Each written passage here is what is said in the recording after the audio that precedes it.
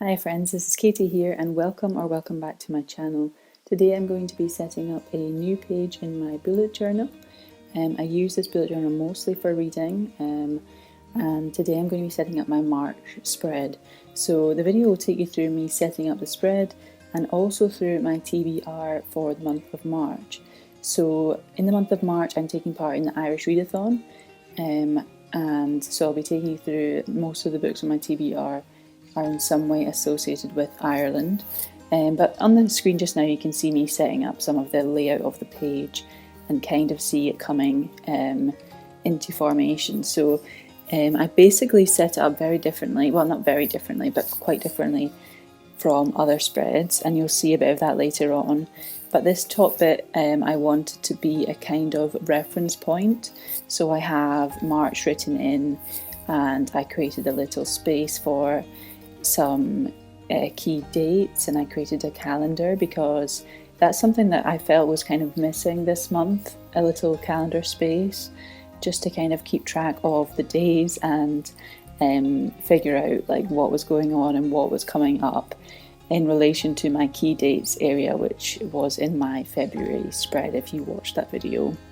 I also add just a little bit of florals and things just to give it a little pop of brightness and colour, and it's just something that I enjoy looking at throughout the month. So as you see it kind of come to fruition, it's quite kind of straightforward, and then as you zone out on the bigger sort of spread, you can see I add in some headings to the columns. So it's TBR, acquired and unhauled, and I just use this throughout the month to track books that I have on my radar, books that come in, and books that I get rid of throughout the month.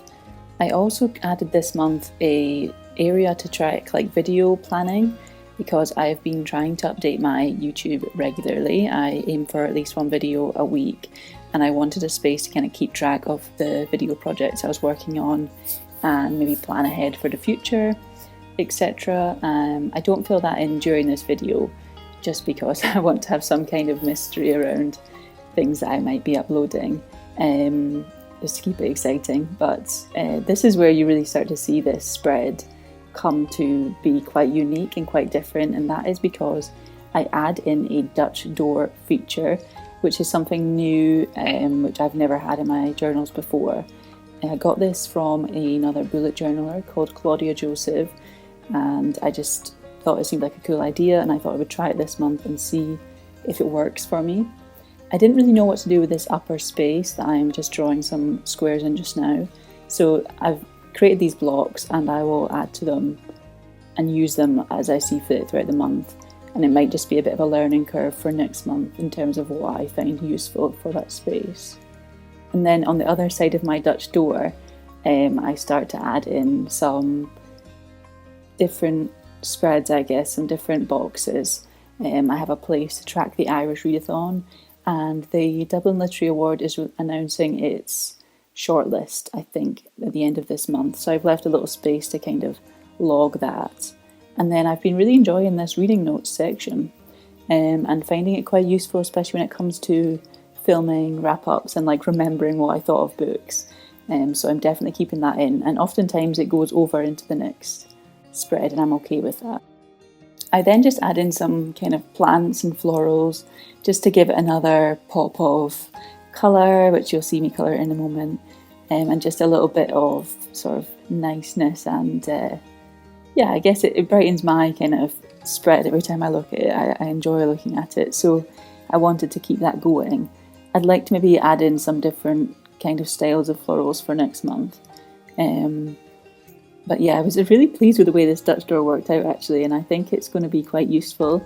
I like that I can kind of cover up each section and have different segregated kind of sections for each different thing, which is good. So I'm basically going to talk you through next my Irish Readathon TBR, and it's more like a possibility pile, but it's all books I have on my radar and I'm excited about. The first one, of course, is Don't Touch My Hair by Emma Dabiri. And this one I have been interested in for a while. I've seen a lot of people talk about it. It sounds brilliant. To read you a bit from the blurb, it says, "Don't touch my hair proves that being far from only hair, black hairstyling culture can be understood as an allegory for black oppression and ultimately liberation." and I think it'll be a title that I'll learn quite a lot from, so I think that'll be quite interesting. Next up, I also have a title that I've had on my physical shelf, for like my physical TBR for a while.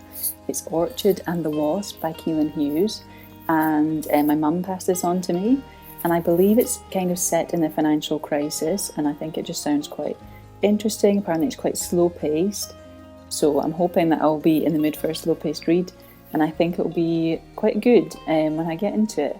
I'm looking forward to seeing what it's like, and I believe that Keelan Hughes has had a new title out recently, so if I like it, hopefully I can jump into that one. Next up we have The Henna Wars by Adiba Jaigadar, and that is the group read for Irish Readathon, and I'm thinking that this might be a really sweet one to have on my Kindle to read at night time. It features a female-female relationship, and I believe it's like YA, and I think it just sounds really sweet and lovely and like something I'll really enjoy. So I was pleased to see that this was the group read, and I'm looking forward to getting into it and reading it.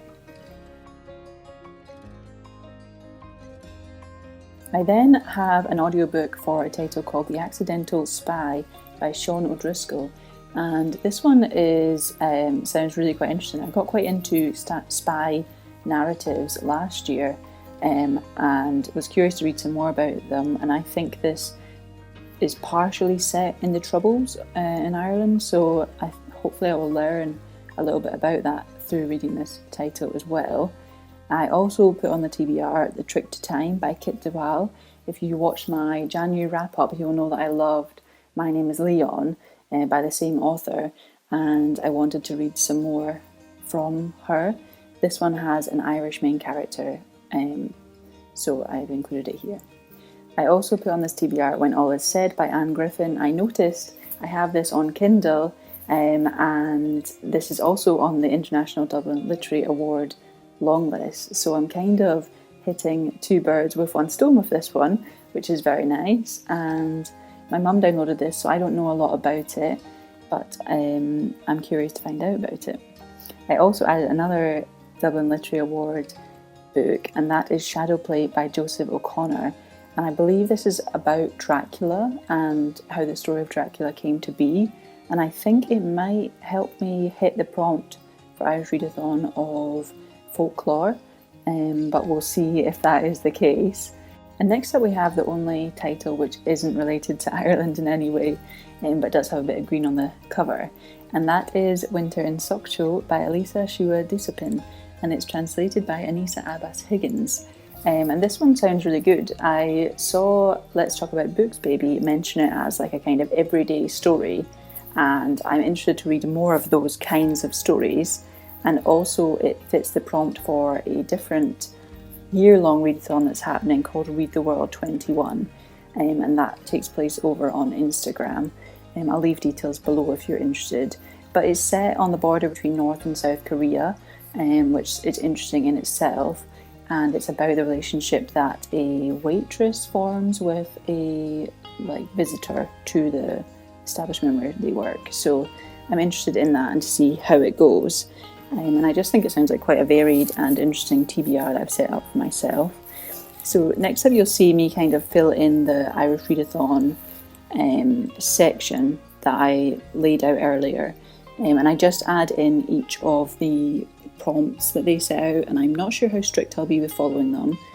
Later on, after I did this filming, I actually went through my TBR and noticed I had one that would fit every prompt, but I'm just going to wait and see how I go, and I won't put pressure on myself.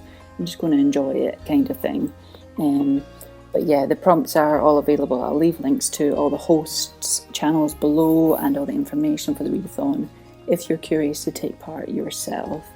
I also added a bit of colour to the spread, and I kind of inadvertently added them in the colours of the Irish flag, and just added in a little bit of yellow as well, just to kind of give it a little pop of something a little bit different. And I really like the way that came out. I think it's really pretty and really just subtle and lovely, and I'm really pleased to look at it and stuff like that, so that's really nice.